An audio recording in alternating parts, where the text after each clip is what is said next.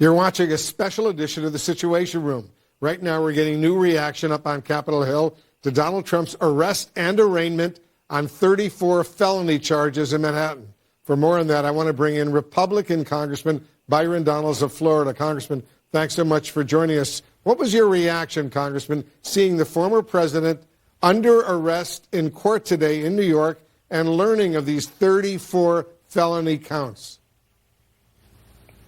I mean, look, honestly, Wolf, I thought it was a tragedy. I thought it was a joke.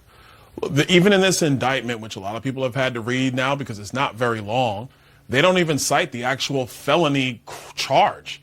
They're saying it has something to do with the 2016 elections, that he was trying to subvert the elections in some new crazy scheme. They're citing bookkeeping in the state of New York as the layup into these felony charges, but they actually don't cite the charge. So what are you supposed to do with that? I mean, it's clear that Alvin Bragg was on a mission to indict Donald Trump, and so that's how we got to where we are.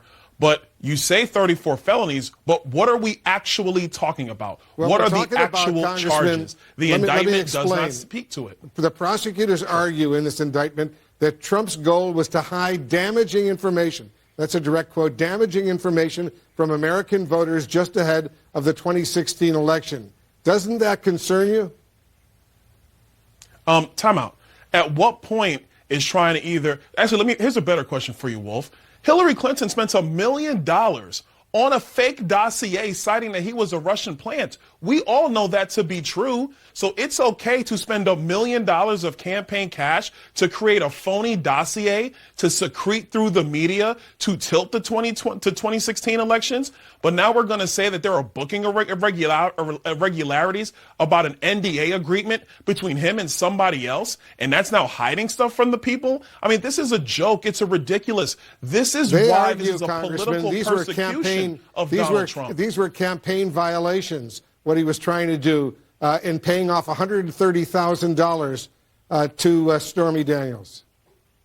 Wolf, even the FEC looked at this, and the FEC said there's nothing to see here. The Department of Justice looked at this. They said there's nothing to see here. Last time I checked, Alvin Bragg does not sit on the FEC. He's not somebody who's steeped in election law. He's a local prosecutor in Manhattan, where, by the way, he's actually downgraded of violent felonies in Manhattan. So the people of Manhattan aren't as safe as they should be in their own streets. That is not even his jurisdiction. So he piles that into this indictment, which frankly doesn't even really cite what he's talking about, except the 2016 elections. And we're supposed to sit here and take this seriously? No, this is politics, and it's gross politics. This is the type of thing that the American people don't want to see. Look, you can have disagreements between Republicans and Democrats. I have strong opinions of my own. But to say that you're going to shoehorn some phony situation into a felony indictment or 34 felony indictments, that is a stretch. That is a kangaroo court.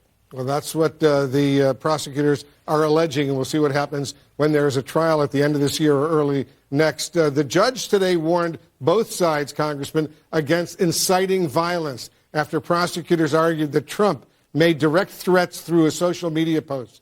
Does the former president need to speak carefully at Mar-a-Lago tonight?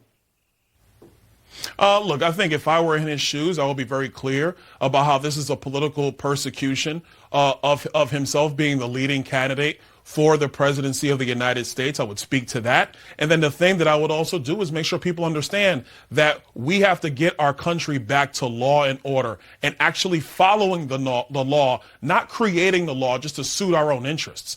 That's where he should stay, and then talk about his record when he was president of the United States and how that is a far superior record than that of Joe Biden, which everybody basically knows. How worried are you about these other criminal investigations that are underway right now, whether in Georgia or in Florida? Look, the one thing I am concerned about is where you have prosecutors now who want to get their 15 minutes, who try to come up with some novel legal theories about trying to raise indictments. I'm very concerned about that.